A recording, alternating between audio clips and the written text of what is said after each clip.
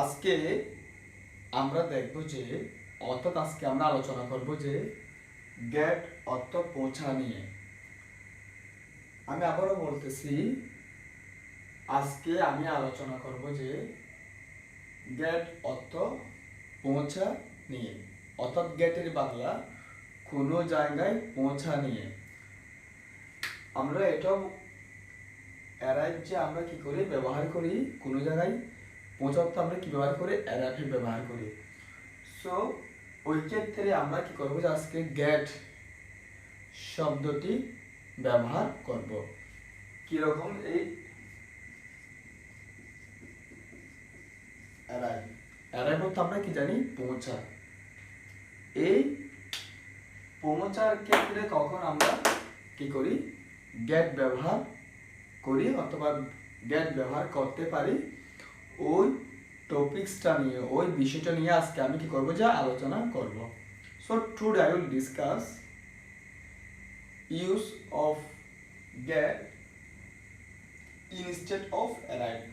অর্থাৎ অ্যারাইভের পরিবর্তে কখন আমরা কি গেট শব্দটি ব্যবহার করি কোনো জায়গায় পৌঁছা অর্থে।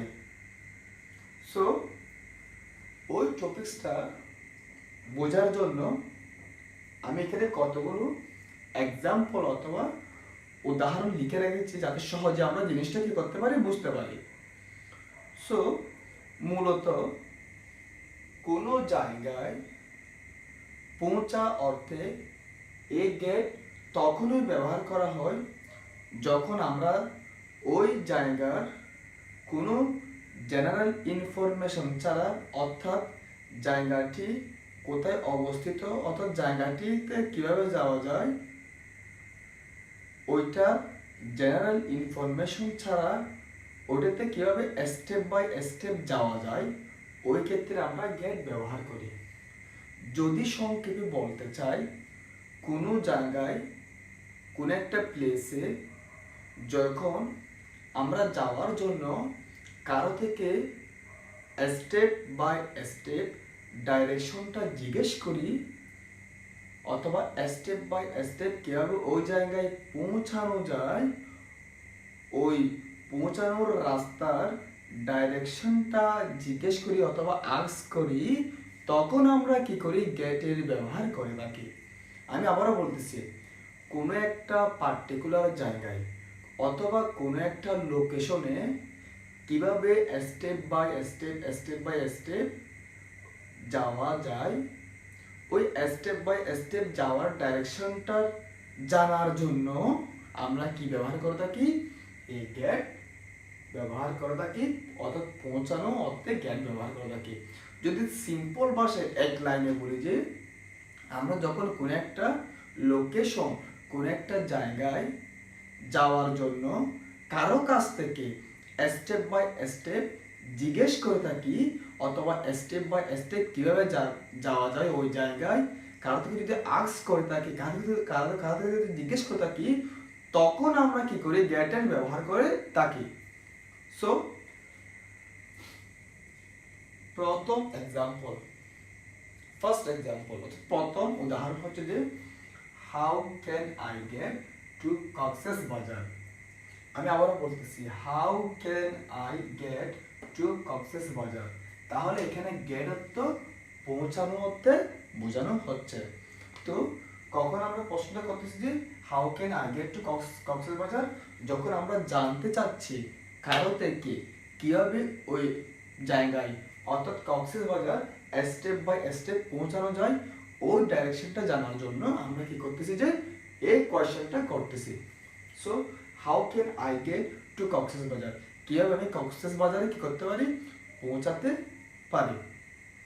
আমি আবারও বলতেছি, এই গেট পৌঁছানো অর্থে ব্যবহার করা হয় যে কিভাবে ওই জায়গায় স্টেপ বাই স্টেপ পৌঁছানো যায়। So how can I get to Cox's Bazar, কিভাবে আমি কক্সেস বাজারে কি করতে পারি, পৌঁছাতে পারি। 2 number sentence, how would you get there, আপনি সেখানে কিভাবে যাবেন। অর্থাৎ মনে করো এই প্রশ্নের আরেকজনের কারণ হচ্ছে সে কোনো একটা বিশেষ জায়গা অথবা কোনো একটা পার্টিকুলার জায়গা যাচ্ছে, ওই ক্ষেত্রে একজন জিজ্ঞেস করতেছে তাকে how would you get there, আপনি ওইখানে কিভাবে যাবেন, অর্থাৎ ওইখানে যাওয়ার স্টেপ বাই স্টেপ রাস্তাটা উনি জানতে চাচ্ছে। যে মনে করে আপনার ভাই অথবা আপনার কারো আপনার পরিচিত ব্যক্তি অথবা বন্ধু কোথাও একটা জায়গা যাচ্ছে, তখন আপনি ওনার থেকে জিজ্ঞেস করতেছেন যে আপনি ওখানে কিভাবে যাবেন, অর্থাৎ হাউ উড ইউ গো দিয়ার, হাউ উড ইউ গেট দিয়ার, হাউ উড ইউ গেট দিয়ার, আপনি সেখানে কিভাবে পৌঁছাবেন, অর্থাৎ স্টেপ বাই স্টেপ জানতে যখন চাচ্ছে তখন ওই গেট দ্বারা প্রশ্নটা করতেছে। যে ক্লিয়ার। 3 নম্বর, how could you please tell me how to get to supermarket, could you please tell me how to get to supermarket, could you please tell me how to get to the supermarket, আপনি কি দয়া করে বলবেন কিভাবে আমি সুপারমার্কেটে যেতে পারি। Could you please tell me how to you get to the supermarket, to the supermarket, to the supermarket, আপনি দয়া করে বলবেন কিভাবে আমি সুপারমার্কেটে যেতে পারি, অথবা আপনি দয়া করে বলবেন কিভাবে আমি সুপারমার্কেটে পৌঁছাতে পারি। So could you please tell me how to get to the supermarket?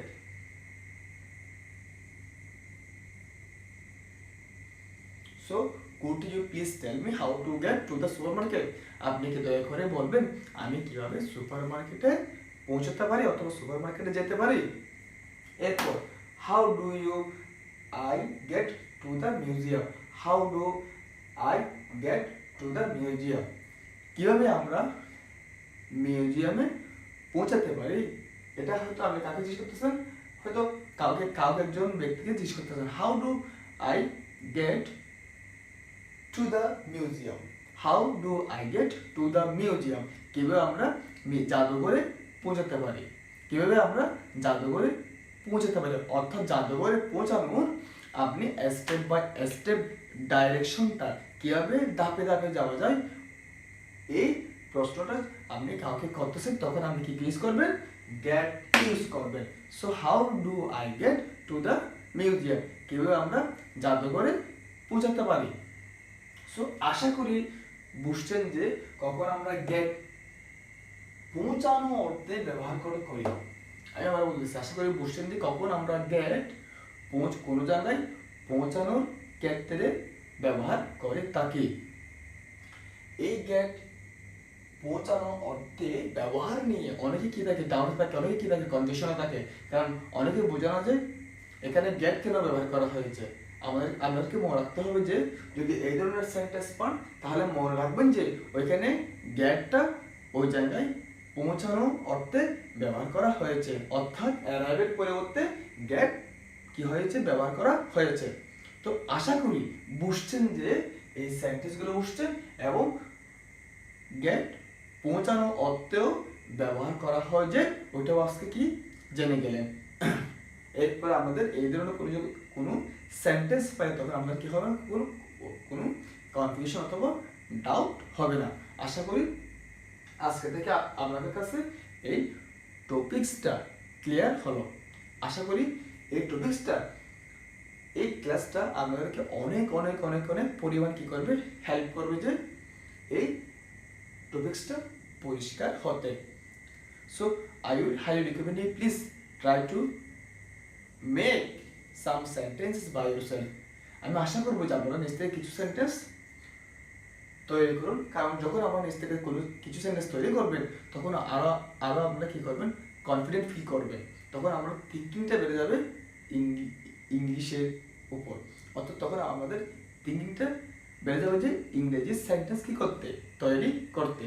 So আশা করি আপনারা এই সেন্টেন্সগুলো কি নিয়ে রাখবেন, নোট নিয়ে রাখবেন, অর্থাৎ কোথায় লিখে রাখবেন, যা পরবর্তীতে আমাদেরকে অনেক অনেক হেল্প করবে যে রিভিশন দেওয়ার ক্ষেত্রে। সো আশা করি আমি এতটুকুতে রাখছি। আশা করি আজকের ক্লাসটা আপনাদেরকে অনেক অনেক পরিমাণ কি করবে, হেল্প করবে।